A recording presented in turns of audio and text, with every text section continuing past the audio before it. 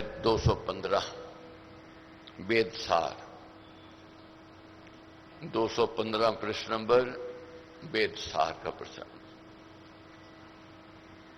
जब यज्ञ आरंभ हुआ था और आज खुद अनुभव करोगे, अंधेरा छट रहा है, निराशा के बादल छट रहे हैं, आशा की किरण जागृत हो रही है। जानना है, समझना है, उसके विरुद्ध चल करके कोई कामयाब नहीं हुआ आज तक। उसकी शरण में जाना ही पड़ेगा। उस जो चाहता है वह करना, वह बनना ही पड़ेगा। साधारण देखते हैं जीवन में, जो व्यक्ति अपने कथन अनुसार चलता है वह हमें प्रिय लगता है, अच्छा लगता है। अनुसरण करता है बच्चा, वह मां बाप को प्रिय लगता है। मां बाप के कहने पर चलता है, मां बाप को प्रिय लगता है। परमेश्वर ने यहां हमें भेजा है कुछ करने के लिए, कुछ बनने के लिए भेजा है, ना कि मौज मस्ती के लिए भेजा है। मौज के साधन दिए हैं, सुख के साधन दिए हैं। किसके लिए दिए हैं? तू कर्म कर और सुख का आनंद ले। जैसे नौकर को मालिक सुख के साधन तो देता है, गाड़ी भी देवेगा, रहने के लिए बंगला भी देवेगा, और जहाज की टिकट भी देता है, और साल बाद एक बार या 2 बार कहेगा जाओ घूम फिर आओ, वैसे भी खुद देवेगा। मगर किस नौकर को मिलते हैं? जो मालिक का वफादार है, मालिक का काम कर रहा है, मालिक को कमाई करके दे रहा है, मालिक की ड्यूटी को निभा रहा है। उसको जो कामचोर हैं या मालिक का हित नहीं चाहते, मालिक के विरुद्ध चलते हैं, तो क्या वह सुविधाएं उसको मिलेंगे? नहीं मिलेंगे, छीन ली जाएंगे, ले लेगा। तो इसलिए उससे सुविधाएं लेनी है, उसका काम करना है जो चाहता है, जिसलिए हमें उसने भेजा है। अब महाराज ने लिखा है कि वेदों का सार क्या है। हर एक प्रसंग अब बढ़त की और उत्तम ज्ञान की ओर जा रहा है। अब विषय कठिन में ले रहा हूं, क्योंकि यही समझने है, यही जानने हैं, इसी की ओर हमने बढ़ना है। वेद जो हैं ये सबके बस की बात नहीं है, ये कठिन विषय है। मगर जब इसको व्यक्ति जान लेता है, समझ जाता है, तो उसके जीवन में निखार, उसके जीवन में उज्ज्वलता आती है। वेद सार वर्णन करूं सभी धर्मों का मूल। सभी धर्मों का मूल महाराज कहते मैं क्या सार वर्णन करने जा रहा हूं। क्या है? कर्म योग सुभक्ति धर्म, इसमें जान नहीं भूल। कर्म योगी ही आगे बढ़ता है, कर्म योगी नहीं है वह पिछड़ जाएगा। रुकावटें अड़चने आवेंगी, बाधाएं आवेंगी, विरोध होवेगा, मगर कर्म योगी जो है कर्म कर रहा है कि मेरी ड्यूटी है, मेरा कर्तव्य है, मेरे को करना है, मेरे को करना चाहिए, वे ही परमेश्वर की कृपा का पात्र बनता है। सुप्त गीत है देव के, जिसके नाम अनेक, ईश्वर करता जगत का, प्रभु परम ही एक। वह परमेश्वर एक है, मगर उसके नाम अनेक है। उसका कोई रूप नहीं है, मगर उसके अनेकों रूप है। सभी धर्मों का वह मालिक वह एक है, परमेश्वर है। ये नहीं है कि हिंदू का कोई परमेश्वर और है और ईसाई का कोई और है, मुसलमान का और है, नहीं, वह सबका एक है, नाम उसके अनेक है। वही नारायण ईश है, यही समझना है। वही नारायण ईश है, करे वेद तस गान, वर्णन कर्म सुधर्म का, पूजन श्री भगवान। एक एक शब्द जो महाराज का बहुत ध्यान से अपने भीतर लेकर के जाना है। क्या कहा है हमारे ने? सब में रम रहा देव दयाला, सब में रम रहा देव दयाला, सर्व समर्थ सर्व रक्षपाला। वह सर्व समर्थ है और सबकी रक्षा करने वाला है। वह पक्षपाती नहीं है, वह भेदभाव नहीं करता है। हम कहते हैं वह पक्षपाती है, वह भेदभाव करता है, किसी को ज्यादा देता है, किसी को कम देता है, कि कोई अमीर है, कोई गरीब है, कोई सुखी है तो कोई दुखी है। वह अपने कर्मों का फल वह देता है। हम जो कर्म करते हैं उसका फल वह वापस दे देता है। जैसी करनी वैसी भरनी, ये उसका अटल नियम है।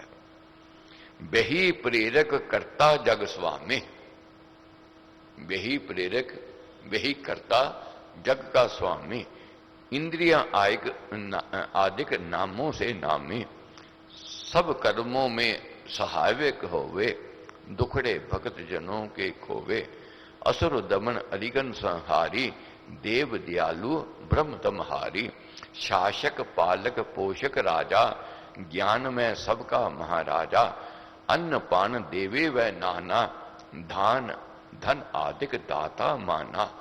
अशुभ हस्ती गो पशु का दाता, समर शक्ति दायक जन त्राता। लाभ विजय शोभा सुख देवे, जाजक जन की भेंटे लेवे।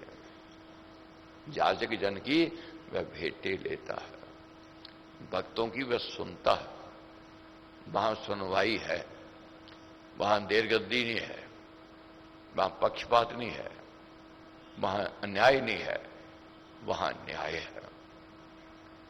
भक्त जब उसको याद करते हैं, उसका स्मरण चिंतन करते हैं, और वह कहां सहायक होता है?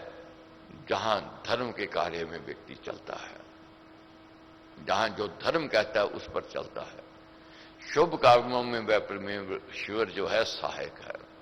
हम लोग क्या करते हैं? ठगी करने जावे, बुरा करने जावे, परमेश्वर को याद करते, परमेश्वर मेरी सहायता करना, यही भूल है।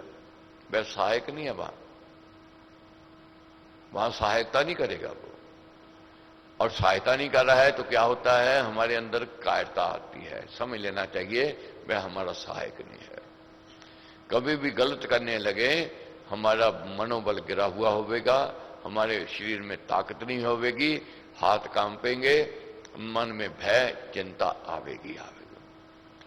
वही जब हम शुभ कर्म करते हैं, धर्म का कार्य करते हैं, कर्तव्य कर्म में रहते हैं, हमारा मनोबल ऊंचा होता है, कायरता भाग जाती है, और हिम्मत साहस साथ में कार्य करता है। तो महाराज कहते पुत्र पोत्र पत्नी सुखदाई। पुत्र पोत्र पत्नी सुखदाई, देवे सब ही होवे सहाई। सुने श्रुतोत्र पाठ यज्ञ में ही, जन जजमान को आशीष दे ही। सबका मात पिता शुभ नाती, सखा सुहृद रक्षक दिन राती। उसका पूजन है शुभ सारा, सुकृत करना ज्ञान विचारा। पुत्र पोत्र पहले तो उसकी कृपा के बिना मिलने वाले नहीं है। पत्नी पुत्र पोत्र भाई मित्र अगर मिल गए, अगर उसमें सुख नहीं है तो समझ लो उसकी कृपा नहीं है, उसकी मेहर नहीं है। अगर वह सुख नहीं देवे तो क्या अच्छे लगेंगे, प्रिय लगेंगे? नहीं लगेंगे। पुत्र दुखी करे मां बाप को, क्या कहते हैं मां बाप? बे औलाद अच्छे थे। पत्नी दुखी करे पति को, पत्नी के बिना कहते मैं अच्छा था। पति सुख ना देवे, पत्नी कहेगी बिना पति में अच्छी थी। सुख है तो उसमें नजदीकी है, उसमें प्रीति है। सुख कब है मिलता है? जहां मालिक की रहमत होती है। इसलिए उस मालिक से सुख की कामना जांचना पड़ती है। सुख मांगना भूल जाते हैं, दौलत मांगते हैं, कोठी मांगते हैं, मगर उसकी कृपा मांगनी भूल जाते हैं। महाराज कहते जब तक उसकी कृपा नहीं होगी, देव वही दुख नाशक सोहे। महिमा से मानव मन मोहे। शुभ कर्म में आह्वान करना है, निकट ये भावना धरना। शुभ कर्मों में जब उसको आह्वान करोगे, समझोगे वह साथ बैठा है, वैसे जोगी है। और शुभ कर्मों में तो साथ नहीं बैठता, अशुभ कर्मों में उससे जोगी नहीं होता है। इसलिए शुभ की ओर बढ़ना है, धर्म की ओर बढ़ना है। जहां शुभ की ओर हम बढ़ेंगे, जहां धर्म की ओर बढ़ेंगे, वहां परमेश्वर हमारा साथ देगा, हमारा सहयोगी होगा। महाराज कहते हैं दूध पूत परिवार सो प्यारा, दूध पूत परिवार सो प्यारा, मांगो हरि का परम सहारा, मांगो हरि का परम सहारा, उससे मांगो। जब तक उसका सहारा नहीं होगा सुख नहीं मिल सकता है, आगे कुल वंश नहीं चल सकता है। इसलिए तन धन जन सुबोध भी चाहे, तन धन सुख के साधन भी अगर चाहिए, मुंह मांगे मधुमेह फल पाए, संकट विकट कठिन दिन आवे, बादल विपत जभी घर जावे। जब कठिनाई के दिन आ जावे, विपताओं की घड़ी आ जाए, अपने पराये हो जावे, दुख घेरले में, घटने दुर्घटने होनी रम हो जावे, अनहोनी होनी रम हो जावे।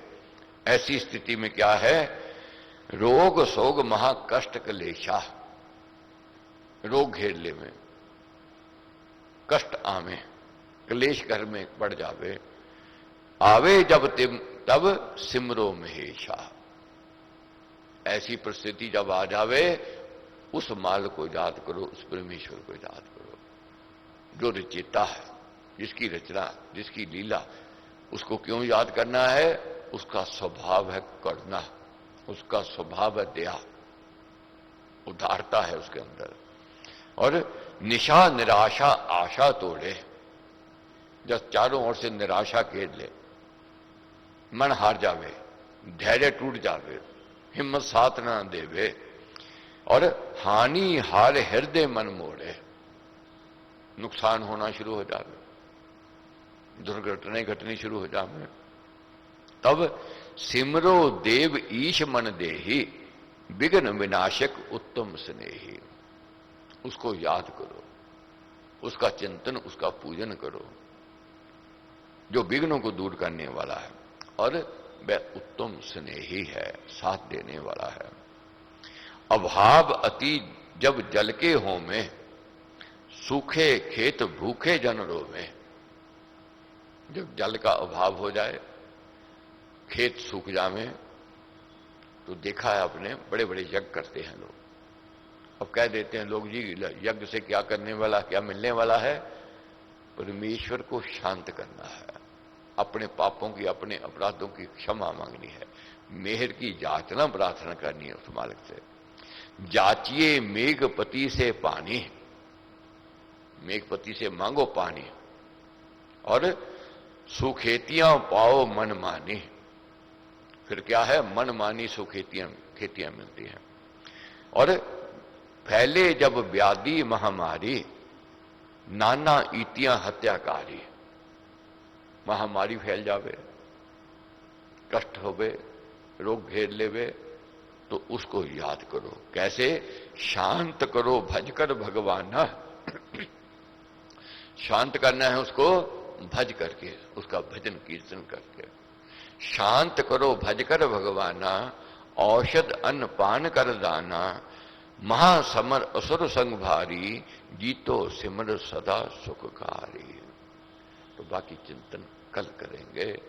कैसे महाराज ने हमें समझाया है, ये जीवन है, ये कष्ट आवेंगे, विपदाएं आवेंगी, अड़चने रुकावटें आवेंगी, मगर जो परमेश्वर का भक्त है, परमेश्वर के प्रति आस्था रखता है, परमेश्वर के प्रति विश्वासी है, भरोसे वाला है, उसके कष्ट, उसके दुख, उसकी विपदाएं, उसकी अड़चनें, उसके रोग शोक दूर होते हैं। तो भगवत कृपा, गुरु महाराज का आशीर्वाद। सर्वशक्तिमते परमात्मने श्री रामाय नमः। सर्वशक्तिमते परमात्मने श्री रामाय नमः। सर्वशक्तिमते परमात्मने श्री रामाय नमः। सर्वशक्तिमते परमात्मने श्री रामाय नमः। सर्वशक्तिमते